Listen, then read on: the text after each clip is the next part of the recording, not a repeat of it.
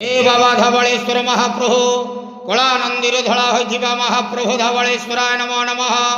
दीपम यदि परम ब्रह्म दीपम यदि जनार्दन दीप हरत मे पापो पूजा दीप नमस्तुते। बाबा धवलेश्वर महाप्रभु संसार सुखी रखंतु। आज महाशिवरात्रि जागर उपवास शुभ बुधवार रे समस्त श्रद्धालु भक्त मान को आशीर्वाद करंतु, मनस्कामना पूर्ण करंतु, कर्म क्षेत्र उन्नति करंतु, ग्रहरिष्ट मान खंडन करंतु, जगतर मंगल करंतु, विश्वर कल्याण करंतु। समस्त गुआबसा भक्त मानकर मनस्कामना पूर्ण करंतु, सेवकर डाक श्रवण करंतु, आपणकर नाम विख्यात करंतु। समस्त जागर उपवास व्रतधारी मानकर मनस्कामना पूर्ण करंतु। हे बाबा धवलेश्वराय नमो नमः।